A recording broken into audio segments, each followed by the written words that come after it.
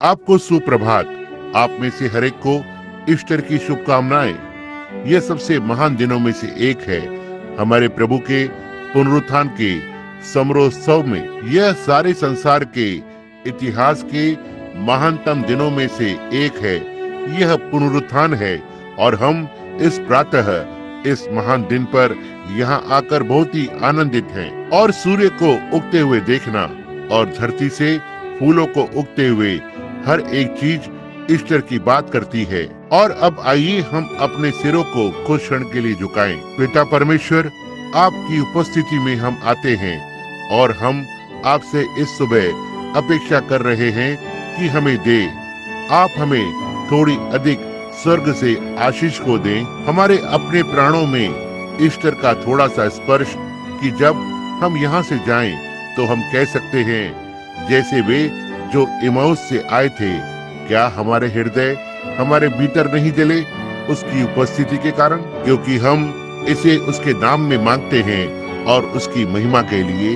आमीन। अंतिम पुस्तक में संत मती के सुसमाचार का 28वां अध्याय और 7वां पद मैं एक विषय के लिए पढ़ना चाहता हूँ।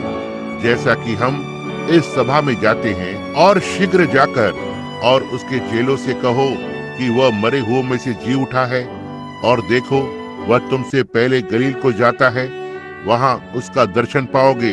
देखो मैंने तुम्हें बता दिया। मनुष्य को और इस पृथ्वी के लोगों को बहुत सी बड़ी बड़ी आज्ञाएं दी गई हैं, लेकिन इस तरह की एक महत्वपूर्ण आज्ञा कभी नहीं दी गई थी। जाकर उसके चेलों से कहो कि वो मुर्दों में से जी उठा है। यही वो एक बड़ी आज्ञा है और इसे केवल एक ही तरीके से दिया जा सकता था, इसलिए वहाँ पहले एक महान विजय को होना था। हमारे दिनों में मनुष्य रहा है और बीते दिनों में और इस संसार के महान इतिहास में अपने बड़े बड़े युद्ध के मैदानों में वहाँ बहुत से महान विजेता हुए हैं। बहुत सी महान चीजें जो मनुष्य जाति के लिए की गई हैं। उदाहरण के लिए मैं सोच रहा था, जैसा कि मैं आज सुबह नीचे आया, जल्दी उठकर चलकर आ गया और बहुत अधिक अध्ययन करने का मौका नहीं मिला, क्योंकि मैं नहीं जानता था कि पिछली रात को आज हमारे पास कौन सा भाग होगा पास्टर और मेरे बीच सभाओं में। लेकिन मेरे रास्ते पर मैं सोचने लगा, आज सुबह क्या करूं? यह सबसे अच्छा होगा जो मैं जानता हूं कि उसके लोगों से बोलूं। एक संदेश को लेने के लिए मैंने इस विषय में सोचा, जाकर उसके चेलों को बताओ। अब उसके चेले उसके अनुकरण करने वाले हैं। एक चेला वह जो अनुसरण करता है, और मैंने इस विषय के बारे में सोचा, महान और सामर्थी जय पाने वाला। और यह सोचते हुए कि इस संसार में हमारे पास कितने महान विजेता रहे हैं और उन्होंने मनुष्य के जीने के तरीके को और बेहतर बनाने के लिए क्या ही महान चीजों को किया है। मैं उस महान नेपोलियन के बारे में सोच रहा था। उसके दिनों में कैसे वो असल में एक फ्रांसीसी नहीं था, लेकिन उसके मन में कुछ तो था। पहला, उसने फ्रांस को तुच्छ जाना। उसे ये पसंद नहीं आया। वो द्वीपों से आया है, लेकिन उसके मन में एक विचार था कि किसी दिन वो जय को पाएगा। और वो कारण जो उसके मन में था, उसके पास काम करने के लिए कुछ तो होना था। हर एक व्यक्ति के लिए इससे पहले कि आप कोई कार्य कर सके, आपके पास कोई उद्देश्य होना चाहिए, कोई विकल्प होना चाहिए, कुछ तो जिस पर आप काम कर रहे हैं। एक काम करने के उद्देश्य के लिए कुछ तो जिसके द्वारा काम करना है। और जैसा कि हम सभी जानते हैं, हिटलर के इतिहास को लेने के द्वारा, या ना ही हिटलर लेकिन नेपोलियन का, कि वो चंद्रमा को देखकर उसके अनुसार चलता और तारों के बदलने के द्वारा वो चलता। उसने इसी तरह से काम किया और अपेक्षा कर रहा था, क्योंकि एक बार उसने ऐसा किया और उसने एक जीत को हासिल किया था और वो फ्रांस में आया और वो एक बड़ा योद्धा बन गया। उसने बहुत से लोगों को मार डाला क्योंकि वे उसके साथ सहमत नहीं होते, और उसने अपने सारे देश को साफ कर दिया जो कोई भी उसके विरोध में था। उसने बस इसे पूरी तरह से मिटा दिया, क्योंकि उसे इसे इसी तरह से अधिकार करना था। यदि वो इसे इस तरह से नहीं करता था तो हर समय उसके विरुद्ध कुछ न कुछ रहता और उसकी बड़ी योजना जो उसके मन में थी, उसकी अपनी जिंदगी खतरे में पड़ जाएगी।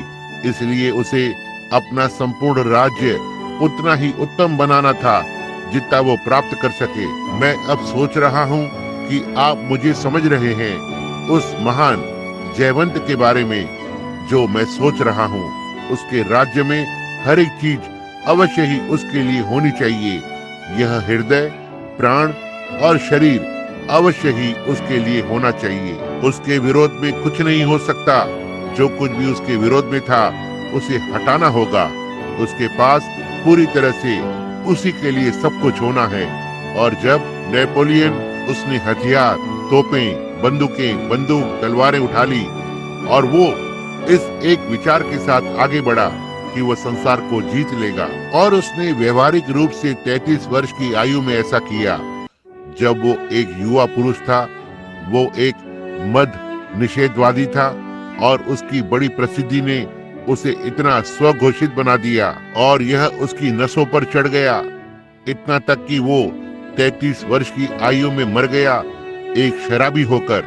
उसकी लोकप्रियता वो खड़ा नहीं हो सका। और मैं एक मनुष्य के विषय में सोचता हूँ जिसने 33 वर्ष की आयु में संसार को जीत लिया और एक शराब पीने से मरा। उसके प्रसिद्धि के कारण और उसी सिद्धांत को खो दिया जिसके लिए वो लड़ रहा था।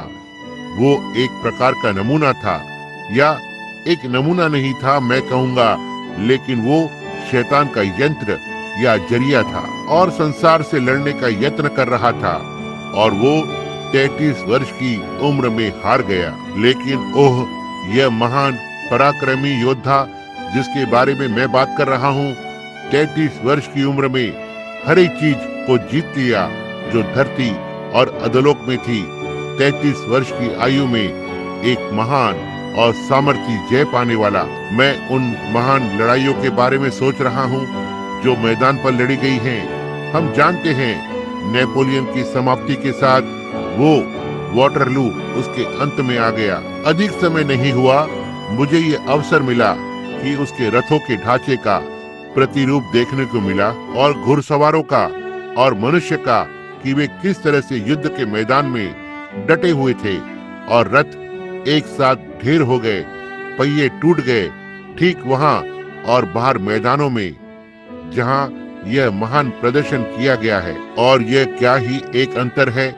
ध्यान देना उस व्यक्ति पर 33 वर्ष की उम्र में, और अपमान की बात है जो वहां उसके बड़े युद्ध और उस पर जय पाने की याद में रखा गया है। और फिर यरूशलेम को जाकर और एक खाली कब्र को देखना उस महान और सामर्थी जय पाने वाले की यादगार के रूप में किसी न किसी प्रकार से एक और वहां कुछ तो जय पा रहा है। यदि हमारे पास कुछ है जिसके लिए हम लड़ रहे हैं, यदि हमारे शरीर में कोई बीमारी है और हम मृत्यु और जीवन के बीच लड़ रहे हैं, यह क्या ही विजय होती है जब हम इसे जीतते हुए देखते हैं। यदि हम किसी बड़ी आदत के लिए लड़ रहे हैं या किसी बड़ी चीज के लिए जो हमें परेशान कर रही है, जब अंत में बड़े झंडे लहराने लगते हैं और हम इसे जीत लेते हैं, यह हमारे अंदर क्या ही अनुभूति को देता है, क्योंकि तब हम एक जयवंत हो सकते हैं। अब मैं पिछले युद्ध के बारे में सोच रहा हूँ और कैसे यह जब हिटलर ने वारसा को अधिकार कर लिया था और जर्मनी के लोगों ने सोचा कि यह सबसे बड़ी जीत में से एक हो सकती है, क्योंकि उनके बड़े मुख्य कप्तान एडोल्फ हिटलर ने एक ही बार में वारसा में सब कुछ डुबा दिया था। पुलों को तोड़ दिया और बड़ा पुल गिर गया। अखबारों ने पुल के गिरने की बड़ी बड़ी तस्वीरें छापी थी। जर्मनी के लोगों ने सड़कों पर से होकर कदम ताल किया और उन्होंने ढोल बजाया और उन्होंने सीटी बजाई और हजारों हवाई जहाज उसके पास से होकर गुजरे जब उसने अपनी पहली बड़ी विजय को प्राप्त किया। उस एक महान अलेक्जेंडर की तरह बैठा हुआ था या एक नेपोलियन दुनिया पर जय पाने वाला, लेकिन वो कहां पर खत्म हुआ? अपमान में, निश्चय ही उसने ऐसा किया। मुझे याद है जब उन्होंने बड़ी बर्मा खाड़ी का निर्माण किया था, वहाँ अवश्य ही शायद उन्होंने पहाड़ को पार किया हो। कुछ लड़के आज सुबह यहाँ बैठे हुए हैं, हो सकता है जो इस बड़ी खाड़ी को पार कर गए हो।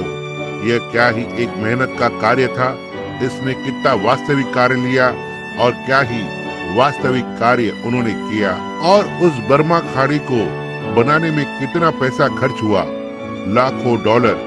वे लड़के जिन्होंने अपने जीवन को खो दिया ऐसा करने में, लेकिन अंत में और कुछ समय के बाद जब रास्ते का अंतिम मील बन गया था और खाड़ी पूरी बनकर तैयार हो गई, जिस तरह से लोगों में विजय की चिल्लाहट गूंज उठी। उनके पास एक खाड़ी थी जिसे वे विजय को पाने के लिए पहाड़ों को पार कर सकते थे।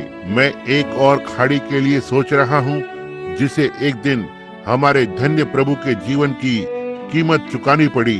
यह केवल धरती पर का एक मार्ग नहीं था, लेकिन यह एक राजमार्ग था जिसे पवित्रता का महामार्ग कहा जाता था, जहाँ अशुद्ध लोग वहाँ से होकर नहीं निकलेंगे। केवल वे ही जिन पर छाप लगाई गई है, केवल वे जो उस ओर हैं जिस पर वो है, वे इस महामार्ग से होकर गुजरेंगे। महान विजय को प्राप्त किया गया है।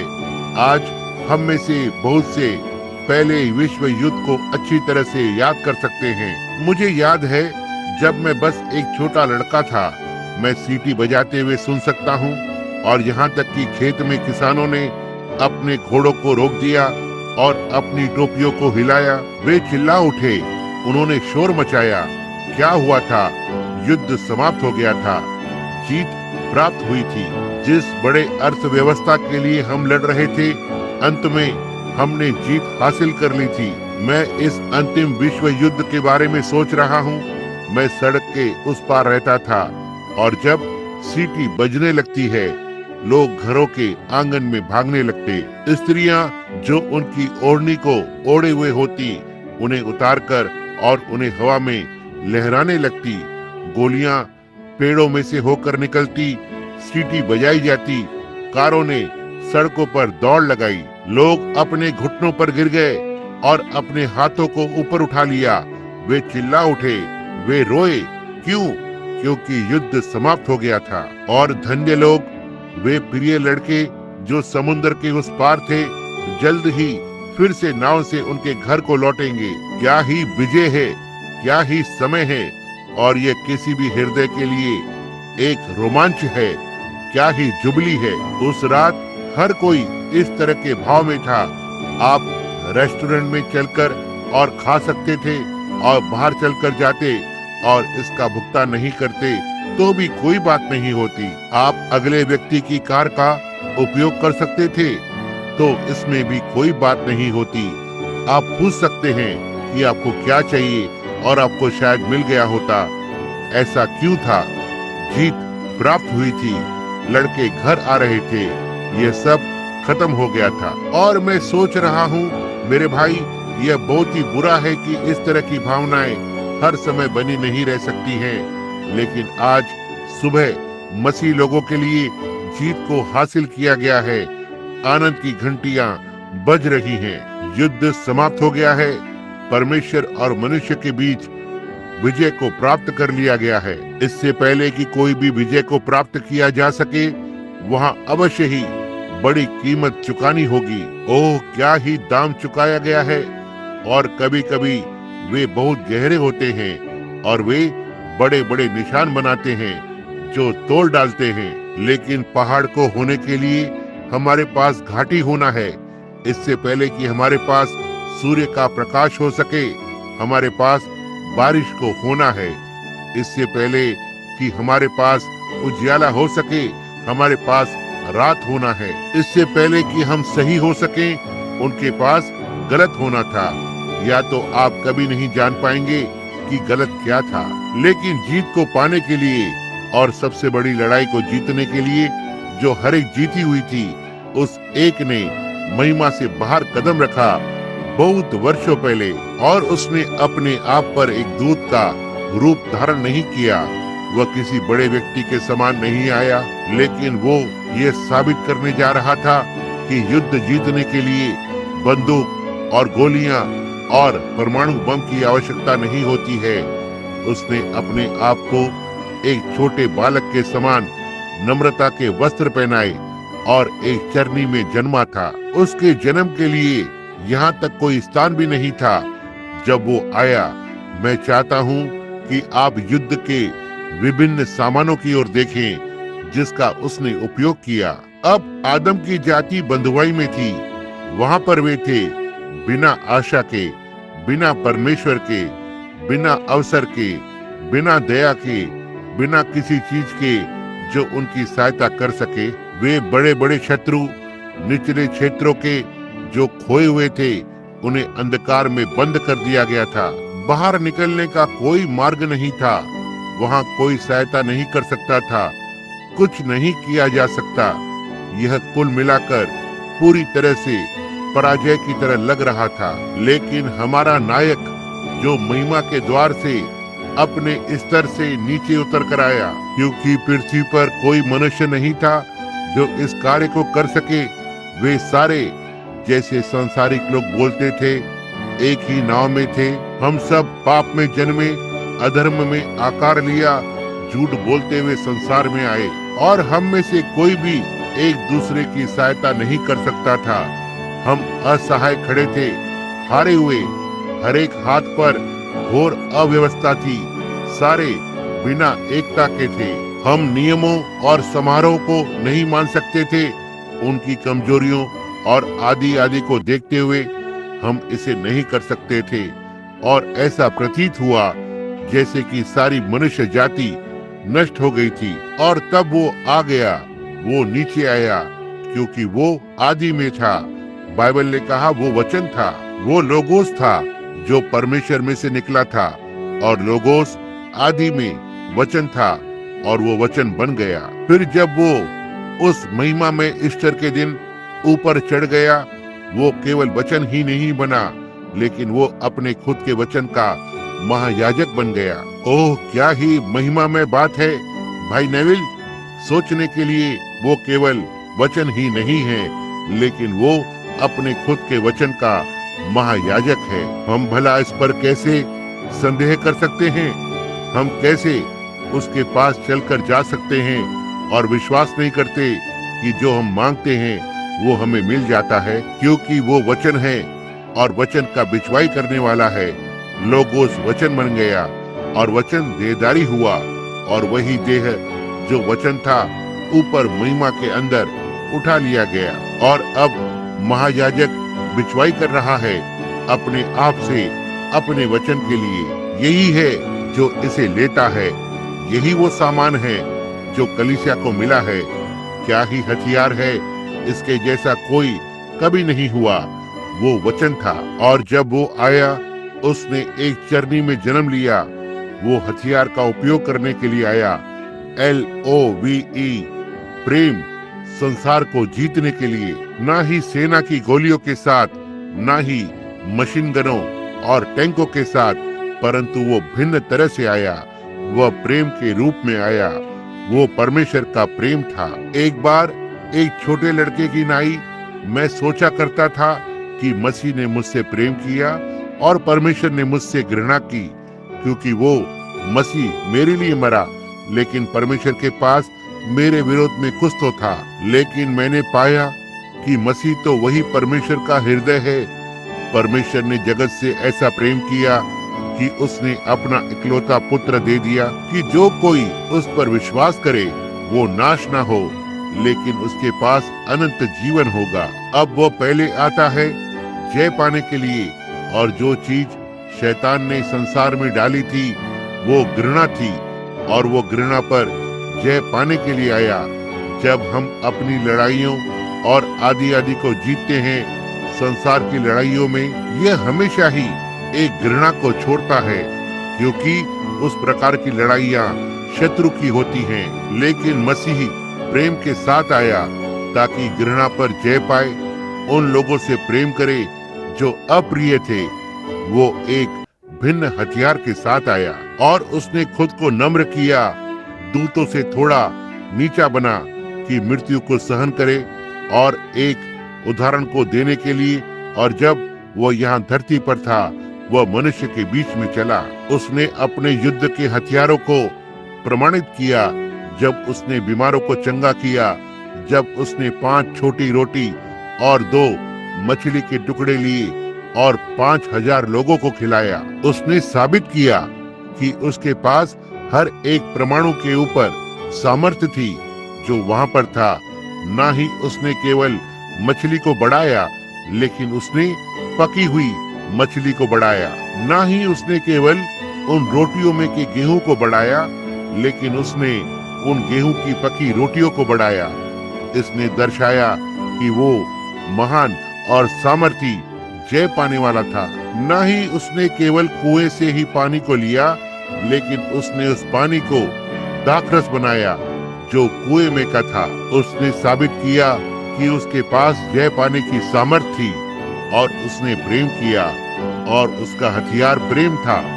अब ध्यान दें, फिर जब उसने यह किया, जब वो एक दिन लाजरस की कब्र के पास खड़ा हुआ और वहां एक मनुष्य मरा हुआ था और 4 दिनों से दफनाया गया था। यहाँ तक कि वे जो वहां पर थे, उन्होंने कहा, अब तो उसमें से बदबू भी आ रही है। उसकी नाक अंदर दब गई थी, उसमें से खाल के कीड़े रेंगने लगे थे। और यीशु वहां पर खड़ा था, एक सामर्थी जय पाने वाले की नाई। जब उसने मार्था और मरियम से कहा, जब वो वहां खड़ा था, क्या मैंने तुमसे नहीं कहा, यदि तुम केवल विश्वास कर सको तो तुम परमेश्वर की महिमा को देखोगे। उसने बस इतना ही कहा था। जब उन्होंने कहा, हमारा भाई मर गया है, और आदि आदि उसने कहा, मैं पुनरुत्थान और जीवन हूँ। वो जो मुझ पर विश्वास करता है, यद्यपि वो मर भी जाए तो भी वह जीवित रहेगा। और जो कोई भी जीवित है और मुझ में विश्वास करता है, वो कभी नहीं मरेगा। क्या मैंने आपको यह नहीं बताया कि वो अनंत धन्य सामर्थ मेरे अंदर है? उसने कभी भी केवल एक बयान नहीं दिया, वो हर एक चीज को पूरा करने में सक्षम था जो उसने कहा, क्योंकि वो एक सामर्थी जय पाने वाला था। उसमें वास करते हुए, पीछे पकड़े हुए, मनुष्य की देह से ढके हुए एक मनुष्य की नाई, लेकिन उसके अंदर कोई और नहीं था सिवाय सर्वशक्तिमान परमेश्वर के। वो महान और सामर्थी, वो फिर से बना सकता था, वो नई नई चीजों की सृष्टि कर सकता था, वो बोल सकता था, और जो उसने मांगा वो उसी क्षण में दिया जाता। लेकिन उसने खुद को नम्र किया, वो नीचे बना रहा। वो एक उदाहरण देना चाहता था, वो एक सही प्रकार का विजेता बनना चाहता था, और वो था। अब उसने खुद को ऐसा साबित किया था। जैसा कि मैंने अक्सर अपनी सभाओं में कहा है, हो सकता है ये आज सुबह गवाही को दे। लोगों के इस झुंड में इस सुंदर ईस्टर की सुबह पर एक महिला जो किसी एक कलीसिया से संबंधित है, जो प्रभु यीशु के लहू को स्वीकार करने में विश्वास नहीं करती है, लहू के बहाए बिना पाप की क्षमा नहीं होती है। उसने मुझे बताया कि वो मनुष्य बस एक भविष्यवक्ता था, एक अद्भुत मनुष्य, और मैंने उसे दैविकता बनाया है। मैंने कहा, वो दैविकता था, वो परमेश्वर था। उसने कहा, तुम उसे बहुत बड़ा बनाने की कोशिश करते हो। मैंने कहा, उसकी महानता को व्यक्त करने के लिए कोई भी शब्द नहीं है।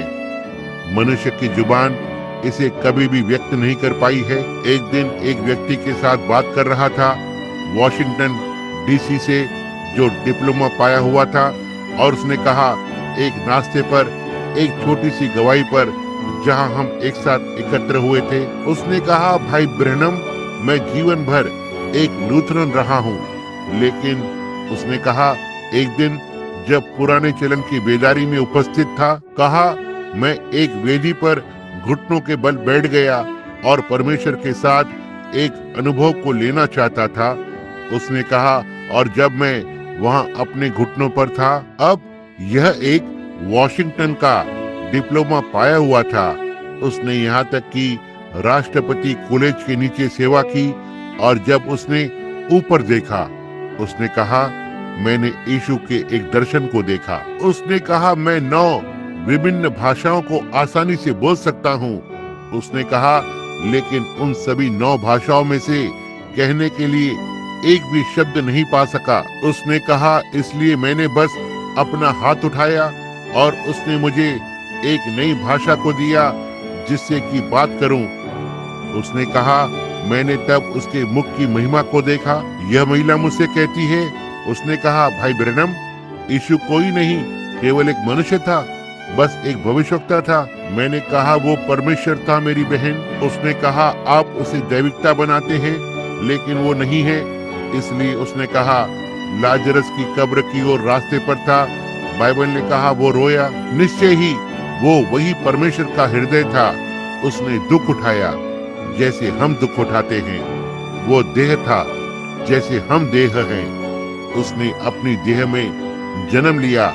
वही इच्छाएं और चीजें थी जो हम करते हैं। फिर भी एक सिद्ध बलिदान बनने के लिए उसे ये करना था। उसने किया। लेकिन मैंने कहा, उसने कहा, वो लाजरस की कब्र पर जाते हुए रोया। मैंने कहा, लेकिन ओह महिला, यह सही बात है, वह एक मनुष्य था जब वो रो रहा था। लेकिन जब वह वहाँ खड़ा हुआ था, उस कब्र के पास जहाँ पर खामोश मुर्दा पड़ा हुआ था, जहाँ एक सड़ी हुई देह रखी हुई थी जो कपड़े से ढकी हुई थी, जब उसने कहा, पत्थर को हटाओ, उसने अपने छोटे से ढांचे को एक साथ ऊपर उठाया और कहा, लाजरस बाहर आ। और एक मनुष्य जो 4 दिन से मरा हुआ था अपने पैरों पर खड़ा हो गया। यह क्या था? सड़ावट अपने रचयिता को जानती थी, प्राण अपने स्वामी को जानता था, और उस महान और सामर्थी जय पाने वाले ने वहां साबित किया कि उसके पास मृत्यु की सामर्थ है, स्वर्ग और अधोलोक और कब्र की सामर्थ है। निश्चय ही यह हमारे हृदय को रोमांचित कर देता है। आप बर्तनों को बजाने और तुरही को फूंकने की बात करते हैं। संसार को आज सुबह एक जुबली में होना चाहिए, जैसा कि यह कभी नहीं हुआ था। उसके लोगों की चिल्लाहट और जय जयकार, क्योंकि यह यादगार दिन है कि जब उसने अंतिम शत्रु पर जय को पाया और हमें बंधुआई से आजाद कर दिया। जी हाँ, वो एक मनुष्य था, ये सही है। वो एक मनुष्य साबित हुआ और वो परमेश्वर साबित हुआ। एक रात जब वो बड़े प्रचंड समुद्र में, जिसने हजारों जीवन को ले लिया, हो सकता है आप में से कुछ माताएं यहाँ इस सुबह हों, आपके लड़के उस ओर प्रचंड समुद्र में मर गए होंगे। हो सकता है वे इस संसार के युद्ध के बड़े मैदान में लहरों के नीचे डूब गए हों। आपके कुछ प्रियजन वहां पर पड़े हुए हैं, हो सकता है समुद्र के नीचे।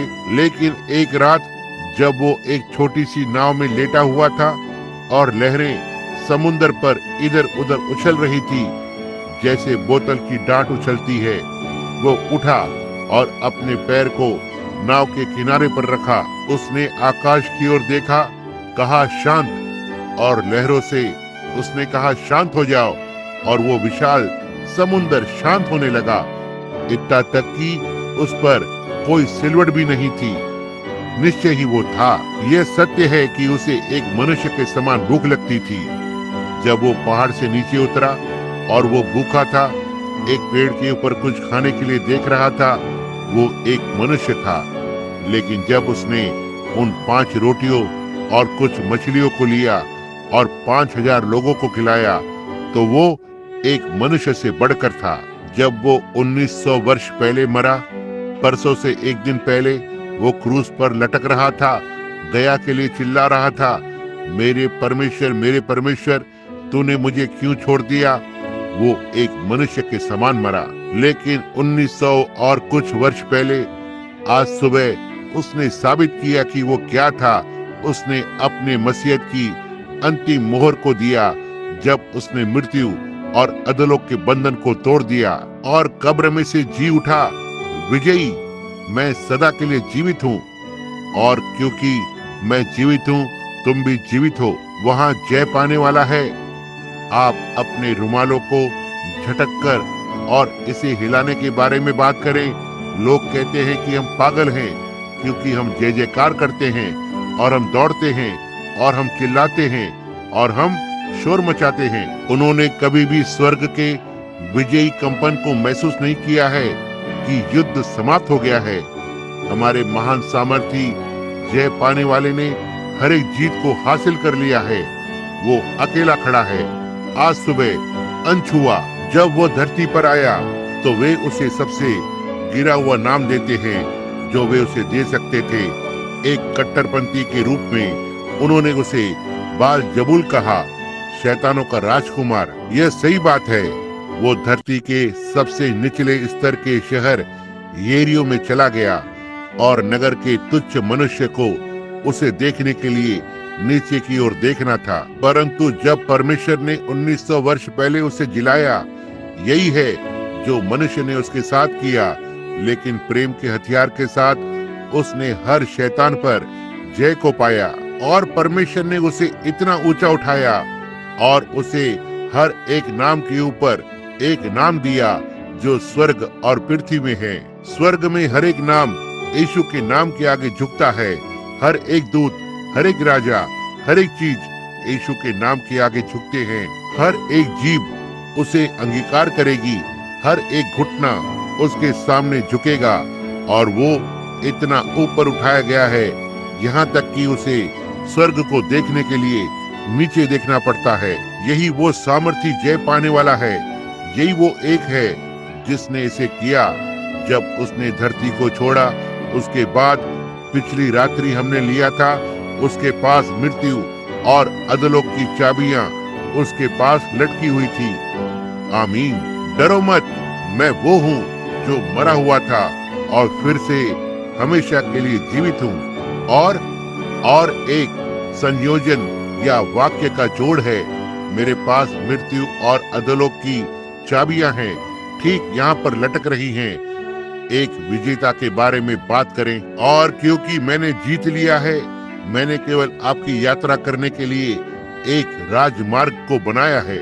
मनुष्य को स्वर्ग से अस्वीकार कर दिया गया था। महामार्ग बंद कर दिए गए थे। वहाँ कोई महामार्ग नहीं था। लेकिन जहाँ कोई राजमार्ग नहीं था, वो एक राजमार्ग को बनाने के लिए आया था। ओह प्रभु, पहली पंक्ति संदेह के दुष्ट आत्माओं की थी, अगली पक्षपात करने वालों की थी, अगली स्वार्थ करने वालों की थी। यह पृथ्वी दुष्ट के सामर्थ की पंक्तियों से ढकी हुई है। उसके बाद रोग, बीमारियां। लेकिन जब वो स्वर्ग पर ऊपर चढ़ने लगा, पिछली रात्रि हमारे पास वो था, अधोलोक से बाहर आते हुए मृत्यु और अधोलोक की चाबियों के साथ जो उसके पास थी। आज सुबह हम उसे ऊपर उठा रहे हैं। हालेलुया। जब वो जी उठा तो उसके पास वो विजयी था, और जब वह ऊपर गया उसने हर एक शैतान की शक्ति को तोड़ दिया जो मनुष्य के ऊपर बनी हुई थी। वो ऊंचे पर चढ़ गया और मनुष्य को दान दिए, पवित्र आत्मा के दान। वो सामर्थी जय पाने वाला, वो आज सुबह अकेला खड़ा है और उसके और हर एक विश्वासी के बीच पवित्रता का धन्य पुराना राजमार्ग है जिस पर धर्मी चलेंगे। बच निकलने का कोई मार्ग नहीं है, केवल एक ही रेखा है जो महिमा से कटकर नीचे आती है। उसने लहूलुहान पद चिन्हों को छोड़ा जब वो दुष्ट शक्तियों के गलियारों में से होकर चला और हमारे लिए एक राजमार्ग को बनाया। वहां से होते हुए वो आज सुबह ऊंचे पर बैठा है, एक सामर्थी जय पाने वाले के समान। उसके लोग एक जुबली को मना रहे हैं। संसार भर में उनमें से दसों हजारों लोग विजय का नारा लगा रहे हैं। मैंने इस पुराने ठंडे औपचारिक कलीसिया में जुड़ते हुए देखा है। मैं कल्पना कर सकता हूँ कि कोई कह रहा है, मैं आपको इसके मतभेद को दिखाऊंगा। यहाँ जैसे ही पहला युद्ध समाप्त हुआ था, एक संदेश यहाँ रास्ते पर आ रहा था। एक ग्रेहाउंड बस में आ गया। उन्होंने कहा, यह सारा शोर क्यों है? ये सब किस बारे में है? और उनमें से एक ने कहा, यहाँ पर देखो, यहाँ अखबार है, युद्ध अभी अभी समाप्त हुआ है। और हर कोई रो रहा था और चिल्ला रहा था। लेकिन एक महिला ने कहा, ओह प्रभु, इसे इस तरह से क्यों समाप्त होना था? कहा, यदि यह कुछ दिनों के लिए और अधिक समय तक चल सकता। कहा, जॉन और मैं चैन से रास्ते पर बैठे होते। कहा, हम वहाँ रास्ते पर बैठे हुए होते। वहाँ पीछे एक मनुष्य बस की भीड़ में खड़ा था। उस महिला को पकड़ा और उसे लगभग दरवाजे से बाहर धक्का दिया। और जब पुलिस ने उस व्यक्ति को गिरफ्तार किया, उसने कहा, जिस कारण से मैंने ऐसा किया, उसने कहा उस महिला का वहाँ उस और कोई नहीं था जिसके प्रति वो चिंतित हो, लेकिन मेरे वहाँ पर 2 लड़के गए हैं। उसने कहा, मैं अपनी भावना को रोक नहीं सका। ओह भाई, मेरा उस और एक पिता है, मेरे वहाँ उस और प्रियजन है। यह मेरे लिए कुछ तो है। जब यीशु ने जय को पाया, मेरी एक पत्नी है, मेरा एक बालक है, मेरे प्रियजन है, वो महान सामर्थी जय पाने वाला। आप मुझे पवित्र शोर मचाने वाला या धार्मिक कट्टरपंथी कह सकते हैं, जो भी आप चाहते हैं। लेकिन जब मैं सोचता हूँ कि वो महान युद्ध शांत हो गया है, तो कीमत को चुकाया गया है, जीत प्राप्त हुई है। यीशु मरे हुए में से जी उठा, उसके मसीहत की अंतिम मोहर कि यह सब समाप्त हो गया। वो आज सुबह जीवित है, मृत्यु और अधोलोक की चाबियों के साथ है। मेरे प्रियजन हैं जो उस और सीमा के उस पार हैं। मैं इस भव्य पुराने राजमार्ग पर हूँ, उन्हें देखने के लिए आगे चल रहा हूँ। यह मत सोचना कि मैं पागल हूँ। ओह, लेकिन मैं बहुत खुश हूँ कि यह सब निपट गया है। यह समाप्त हुआ काम है। जीते जी उसने मुझसे प्रेम किया, मरते हुए उसने मुझे बचा लिया। दफनाया गया, उसने मेरे पापों को दूर कर दिया। जी उठकर उसने हमेशा के लिए धर्मी करके आजाद कर दिया। किसी दिन वो आ रहा है। ओह, महिमामय दिन। पवित्र आत्मा का यह धन्य पुराना बपतिस्मा इस अद्भुत पुराने राजमार्ग पर हमारा मार्गदर्शन करने के लिए, ओह, यह कितना महिमामय है। मैं भला कैसे कभी इसके लिए लज्जित हो सकता हूँ। मैं आज सुबह संत पौलुस के साथ खड़ा हूँ, यह कहते हुए मैं यीशु मसीह के सुसमाचार से नहीं लज्जाता, क्योंकि यह उद्धार के लिए परमेश्वर की सामर्थ है। यह बीमारी के ऊपर सामर्थ है, यह मृत्यु के ऊपर सामर्थ है, यह कब्र के ऊपर सामर्थ है। जब वो कठोर पुराना प्रेरित अपने मार्ग के अंत में आया और उन्होंने वहाँ उसकी कब्र खोदी और मृत्यु उसके आमने सामने थी, वो ठीक इसके सामने हंसने लगा। उसने कहा, मृत्यु तेरा डंक कहाँ है? कब्र तेरी विजय कहाँ है? तब उसने परमेश्वर की स्तुति में जय जयकार किया। लेकिन परमेश्वर का धन्यवाद हो जो हमारे प्रभु यीशु मसीह के द्वारा हमें जयवंत करता है। सबसे सामर्थी जय पाने वाला जो कभी जिया, सबसे शक्तिशाली जय पाने वाला जो कभी मरा, क्योंकि केवल वही एक था जो जय को पा सकता था। मरा और स्वयं मृत्यु पर जय पाई और फिर से विजय में जी उठा है। उसने साबित किया कि वो क्या था। यह उसके मसीहत की अंतिम मोहर थी। और अब संयोग से यदि आज सुबह इस इमारत में कोई ऐसा होगा जो एक गुनगुने कलीसिया का सदस्य है और युद्ध के समाप्त होने के आनंद को नहीं जानता है। लोग चिल्लाते हैं, लोग आनंद करते हैं, लोग रोते हैं। आप कहते हैं उनके साथ क्या मामला है? वे जानते हैं कि यह एक समाप्त हुआ काम है, ये सब खत्म हुआ है। निश्चय ही हम बैंड को बजाते हैं, हम तुरहियों को जोर से बजा रहे हैं और सुसमाचार बाहर जा रहा है। परमेश्वर की महिमा और सामर्थ ज्ञात हुई है और यह एक पूरा हुआ काम है। संधि पर हस्ताक्षर किए गए हैं। परमेश्वर की महिमा हो, मसीह ने इसे अपने ही लहू में हस्ताक्षर किया। लड़ाई खत्म हो गई है, जीत को हासिल किया गया है। मैंने इसे कभी भी नहीं जीता, उसने इसे जीत लिया। मैं बस इसके विषय में खुश हूँ।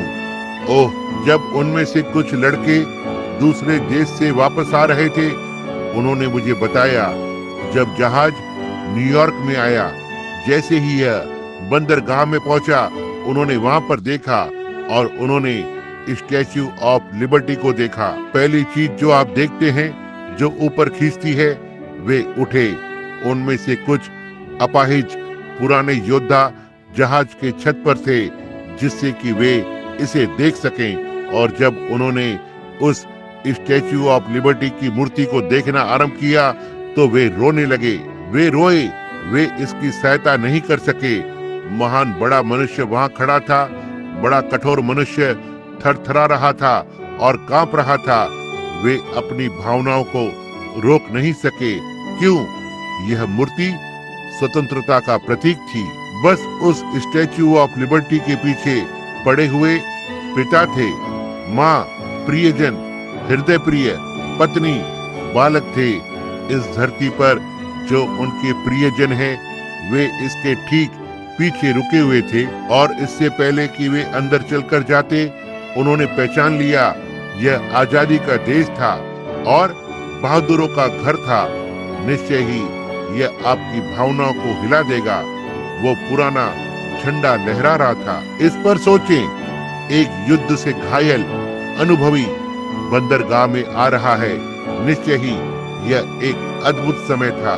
लेकिन ओह भाई, इन सुबहों में से एक सुबह जब सियोन का पुराना पानी का जहाज प्रस्थान करता है और मैं उस चिन्ह को वहां लगा हुआ देखता हूँ, उस पुराने मजबूत क्रूज के, जबकि हवाएं उसके पुराने भूरे रंग के झंडे को जोर से उड़ा रही हैं, जब वो मृत्यु के कोहरे में से होकर जा रही हैं। यह क्या ही विजय है। क्यों? कोई आश्चर्य नहीं कि हम अपनी भावनाओं को शांत नहीं रख सकते। कुछ तो घटित हुआ है। हम संगी नागरिक बन गए हैं। काम पूरा हुआ है। जब उन्होंने उत्तर और दक्षिण ऑस्ट्रेलिया के बीच बड़े पुल को यहाँ से वहां तक फैलाया, सिडनी से लेकर दक्षिण सिडनी तक, कैसे हर एक मनुष्य ने लेकर, क्यों वे सारे देश में चले गए। वे मनुष्य को ढूंढने का यत्न कर रहे थे कि वो इस काम को करे। वो काम बहुत ही बड़ा था, क्योंकि उन्होंने कहा कि कोई भी इसे नहीं करेगा। अंत में इंग्लैंड के एक व्यक्ति ने कहा, मैं इस काम को करूंगा। और जब वो उस काम को करने के लिए वहां पर गया तो उसने पुल में लगने वाले हर एक बोल्ट को परखा। उसकी प्रतिष्ठा दांव पर लगी थी। उसने सारी मिट्टी को परखा और हर चीज जो नीचे गई वो यहाँ वहां गया और सबसे अच्छा जो वो पा सकता था उसे लिया। उसने बहुत ही बेहतरीन मैकेनिक को लिया, बहुत ही बेहतरीन रसायन शास्त्री को, हर चीज का सबसे अच्छा जो वह अपने आसपास पा सकता था। और अंत में जब पुल बनकर पूरा हो गया था और वो दिन आया जहां उसे परखा जाना अवश्य था, आलोचक एक ओर खड़े हो गए और उन्होंने कहा, यह नहीं टिकेगा, यह हिल के नीचे जाएगा। वहां नीचे बहुत ही रेत है। लेकिन उसने नीचे खोदा, नीचे नीचे बहुत ही नीचे। उसके पास भरोसा था। वो जानता था कि हर एक चीज का परीक्षण किया गया था। और उसने कहा, मैं खुद इस पर से होकर पहली यात्रा करूंगा। और जैसे ही वह मेयर के सामने पुल के पार चला गया, इस तरह से पीछे और बड़ी बड़ी रेलगाड़ियां लगभग 6-7 साथ उस पार से आ रही थी, उस पुल को हिलाते हुए। वो बड़ा मनुष्य जिसने इसे बनाया, इस जनमंडली के सामने इस तरह से चला, यदि वो गिरती है तो मैं इसके साथ गिरूंगा। लेकिन उसके पास भरोसा था। इसी प्रकार से हमारे धन्य प्रभु ने किया। जब उसने अपनी कलीसिया बनाई, हर एक नट बोल्ट को जांचता है, हर एक चीज जो इसमें लगाई जाती है, क्योंकि इसे अवश्य ही लहू से धोया जाना है। और आलोचना करने वालों में से एक जन किनारे पर खड़ा हुआ था। कहा, पवित्र शोर मचाने वालों का झुंड, वे इसे नहीं बना पाएंगे। लेकिन इन महिमामय दिनों में से एक दिन यह मान सामर्थ्य जय पाने वाला आज हमारे आगे आगे चलता है। विजयी, उसे कंपन करने दो। जो वो चाहती है वो इसमें एक भी चूक नहीं होगी, कभी भी नहीं, क्योंकि उसने मार्ग को बनाया है और इसे पूरा किया है। निश्चय ही हम आज लोगों के कहने पर सोचते हैं, अपने विचारों को संसार की चीजों पर लगाते हैं। लेकिन मुझे आपको कुछ बताने दो भाई, मैं कभी भी सुसमाचार से लज्जित नहीं होऊंगा। ओ भाई, मैं बस एक पुराने चलन का हूँ, फिर से जन्मा, पवित्र आत्मा का जन्मा, परमेश्वर की आत्मा से मैं इसी तरह से जन्मा था। मैं बस ऐसा ही हूँ और यही सब मैं हमेशा बनना चाहता हूँ। एक समय की बात है, अधिक समय नहीं हुआ, वहाँ एक लड़की थी जो कॉलेज गई थी और वो एक प्यारी सी छोटी लड़की थी। और जब वो घर पर वापस लौटी तो वह अपने साथ कॉलेज के कुछ विचारों को लेकर आई। और हो सकता है आज सुबह आप में से कुछ लोगों के पास आपके कुछ संसारी विचार आपके साथ थे। हो सकता है आपने कलीसिया में अपने बहुत से विचारों को अपने साथ लिए हुए हो, तो उनसे छुटकारा पाएं। यही सबसे अच्छी बात है जो मैं करना जानता हूँ। तब यह लड़की जब ट्रेन उसके सामने आकर रुकी, वो अपने साथ एक छोटी लड़की को लेकर आई। उन छोटी शरारती प्रकार की लड़कियों में से एक, आप जानते हैं, जैसे एल्विस प्रेस्ली की तरह। जब वो वहां पर खड़ी थी, आप जानते हैं, ट्रेन में उसकी माँ बाहर की ओर थी। वहां एक बूढ़ी महिला खड़ी थी, उसके चेहरे पर सारे जख्म थे, छोटे झुके हुए कंधे, छोटी सूती पोशाक पहने हुए एक छोटी सी शॉल उसके कंधों पर थी। और यह छोटी सी शरारती लड़की जो उसके साथ थी, इस दूसरी लड़की ने नीचे की ओर देखा और कहा, तो यह दयनीय बदसूरत दिखने वाली बूढ़ी अभागी महिला कौन है? खैर, आप जानते हैं, इसने लड़की को बहुत ही शर्मिंदा कर दिया। उसने कहा, मैं नहीं जानती, क्योंकि वो बहुत ही नकचढ़ी थी और उसके दिमाग में बहुत सारे सांसारिक विचार थे और यह उसकी अपनी माँ थी। जब वो ट्रेन से उतरी तो छोटी बूढ़ी माँ उसके चारों ओर अपनी बाहों को डालने के लिए दौड़ी। उसने कहा, ओह प्रिय, परमेश्वर तुम्हारे छोटे से हृदय को आशीष दे। और उसने अपनी पीठ को घुमा दिया और दूर जाने लगी, जैसे कि वो उसे जानती ही ना हो। वह लज्जित थी क्योंकि उसकी माँ बहुत ही कुरूप थी। और ये ऐसा हुआ कि उस ट्रेन का कंडक्टर कहानी को जानता था। वो वहां उनके पास आया और अपने हाथों को उस लड़की के कंधे पर रखा, उसे सारे लोगों के सामने घुमाया, कहा, तुम्हें शर्म आनी चाहिए, तुम्हें शर्म आनी चाहिए। कहा, मैंने उस समय को देखा है कि जब तुम्हारी माँ तुमसे 10 गुना सुंदर थी। कहा, वह मैं उसके पड़ोस में रहता था। और कहा, तुम एक छोटी सी बच्ची थी और तुम घर में ऊपर अपने पालने में थी और तुम्हारी माँ पीछे आंगन में कपड़े टांग रही थी। और कहा, अचानक भट्टी में आग लग गई और सारा घर आग की लपटों में आ गया था। और जब तुम्हारी छोटी माँ दौड़ने लगी और वो जानती थी कि तुम वहाँ सीढ़ियों से ऊपर की ओर वहाँ ऊपर थी। कहा, उन्होंने चिल्लाया और उसे पकड़ने की कोशिश की, लेकिन वो झटक कर जो उसके पास था और उन धधकती हुई आग में से होकर ऊपर की ओर भागी और उसने अपने शरीर से उसके कपड़ों को खींचा और तुम्हें उसमें लपेट दिया। और यहाँ वो वापस आग की लपटों में से होते हुए आ गई, तुमको हाथ में समेटे हुए, और वो आंगन में बेहोश हो गई। तुम उसकी बाहों में थी। और कहा, उसने वो ले लिया जो उसकी रक्षा करता और उसने उससे तुम्हारी रक्षा की। और कहा, जिस कारण से तुम आज सुंदर हो, उसी कारण से वो बदसूरत है। और तुम्हारा मुझे कहने का यह मतलब है कि तुम्हारी माँ के उन दागों से तुम्हें लज्जित होना पड़ेगा। मैं आज सोचता हूँ, यदि यीशु केवल क्रूस को सहन करता है और सारा संसार आजाद हो गया। हर एक के लिए एक क्रूस है और मेरे लिए एक क्रूस है। यदि यीशु को बाल जबुल माना जाता था तो इस संसार के द्वारा उस पर हंसा गया और उपहास उड़ाया गया और क्रूस पर लटका दिया गया, जो मेरे लिए लज्जाजनक बन गया था। मैं उसकी पवित्रता की निंदा को सहन करने से कहीं अधिक खुश हूँ।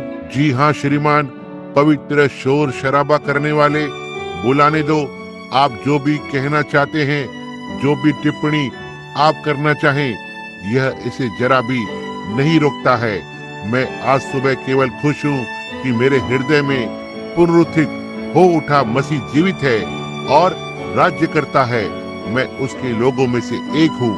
मैं भरोसा करता हूँ कि आप भी हैं। हमारा समय अब पूरा हुआ है। ये ठीक 7 बजे हैं जब हमने कहा कि हम समाप्त कर देंगे, आगे की सभा लगभग 2 घंटे में आरंभ होगी। अब 9:30 बजे। आइए हम अपने सिरों को प्रार्थना में झुकाएं, बस कुछ क्षण के लिए। धन्य स्वर्गीय पिता, 45 मिनट बीत चुके हैं, वचन आगे जा चुका है, हमारे हृदय प्रसन्न है, जुबली जारी है। ना ही केवल एक दिन के लिए जुबली, लेकिन एक जुबली जो अनंतता के लिए है। महिमा में दूत गा रहे हैं, हे परमेश्वर। कलीसिया जय जयकार करती है, गा रही है, आनंद की घंटियां बज रही है।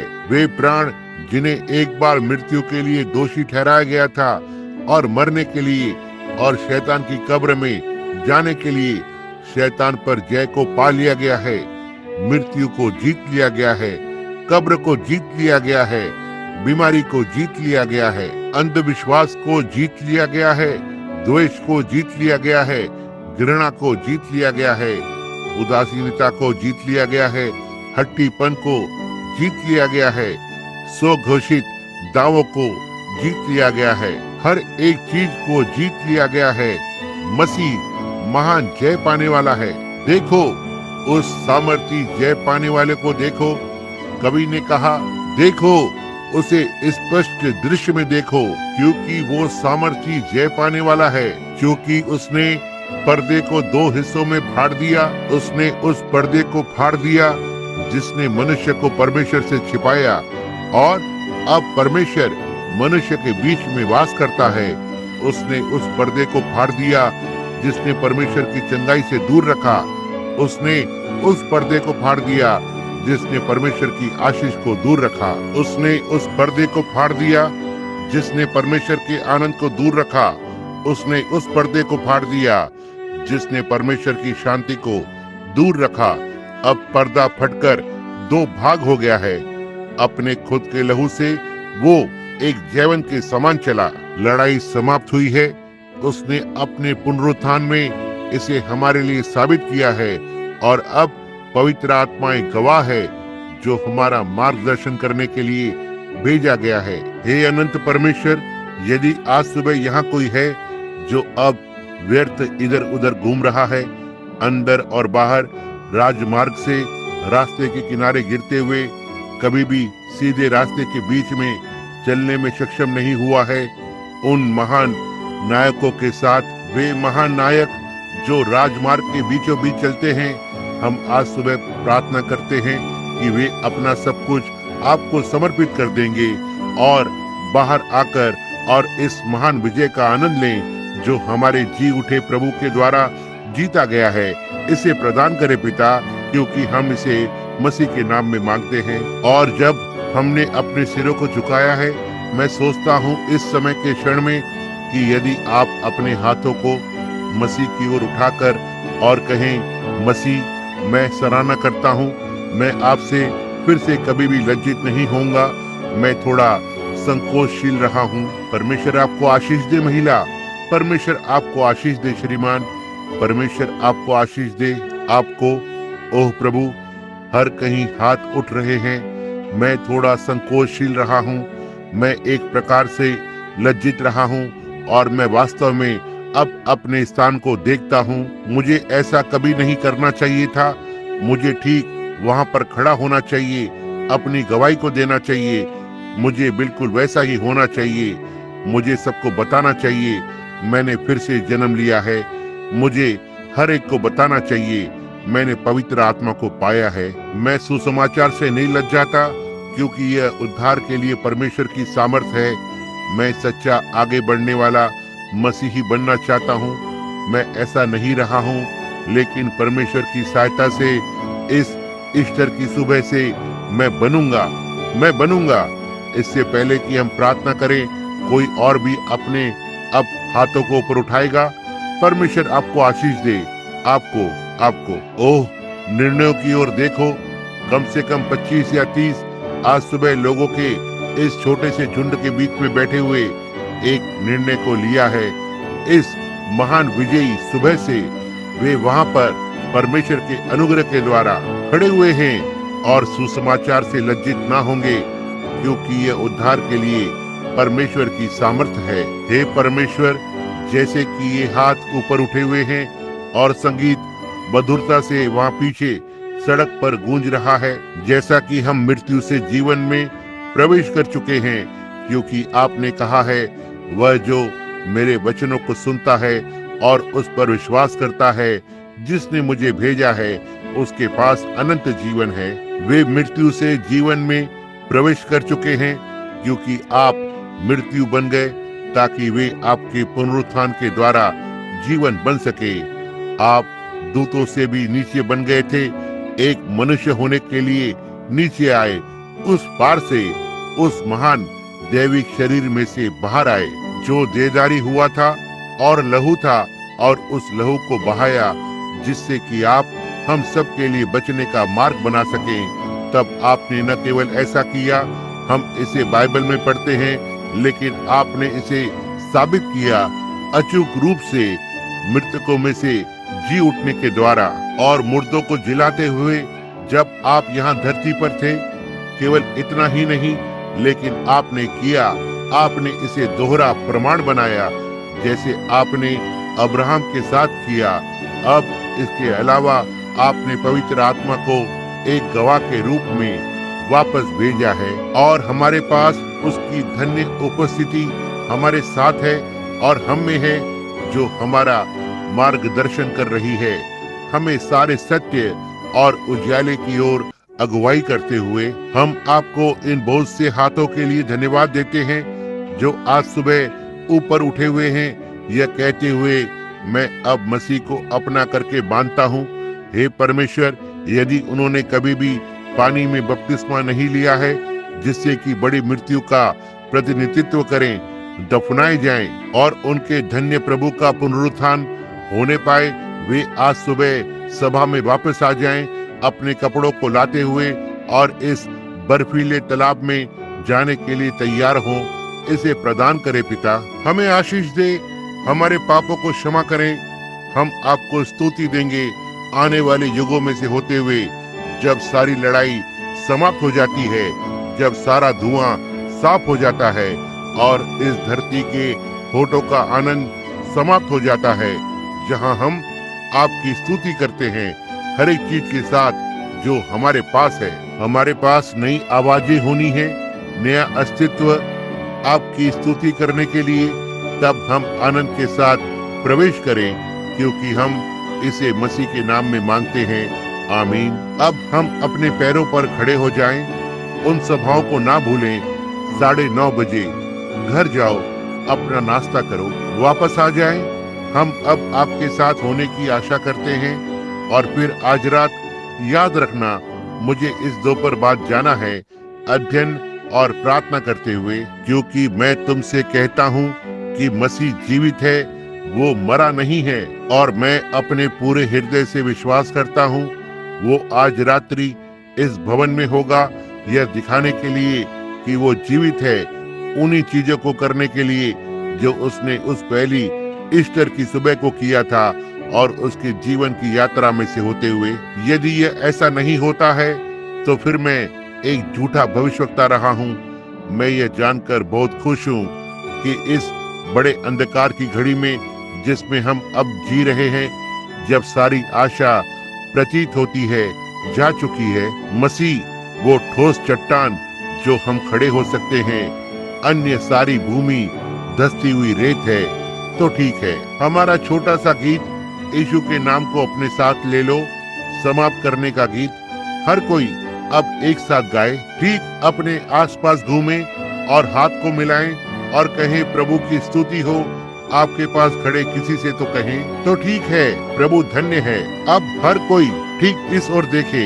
आइए अब उसकी स्तुति करें। आइए अब अपने हाथों को उठाएं और कहें धन्यवाद प्रभु मेरे प्राण को बचाने के लिए। तो ठीक है, हर एक जन, क्या ही धन्य बात है। क्या आप उससे प्रेम करते हैं? कहें आमीन। ओह, अब सब कुछ पूरा हो गया है। बच्चों, हर एक चीज समाप्त हुई है। अब कोई और लड़ाई नहीं है, कोई और युद्ध नहीं है। आपको कुछ भी नहीं करना है, यह पहले ही किया जा चुका है। हम बस आनंद करें। ओह प्रभु, हम उसमें पूर्ण हैं। आप जिनके पास रुमाल है उसे निकाल सकते हैं। अब आपकी बाइबल यह क्या है? पूरी तरह से सुकुशल और सुरक्षित सब समाप्त हुआ है। लड़ाई समाप्त हो गई है। अंतिम मोहर टूट गई है। वह ऊपर उठाया गया है। हालेलुया। अब आइए अपने सिरों को उस मिट्टी की ओर झुकाएं जहां से परमेश्वर ने हमें उठाया था, जहां किसी दिन हम धरती की मिट्टी में से ऊपर आ जाएंगे, क्योंकि हमारा प्रभु मिट्टी से लाया गया, मिट्टी में चला गया ताकि हमें उसकी अमरहार आत्मा को दे। वह मिट्टी में से ऊपर आ गया और वे सब जो उसमें हैं किसी दिन उसके साथ ऊपर आ जाएंगे धन्य क्षेत्रों में। जैसा कि हमने अपने सिरों को झुकाया है, मैं देखता हूँ कि आज सुबह भाई स्मिथ हमारे बीच में हैं, चर्च ऑफ गॉड के पास्टर।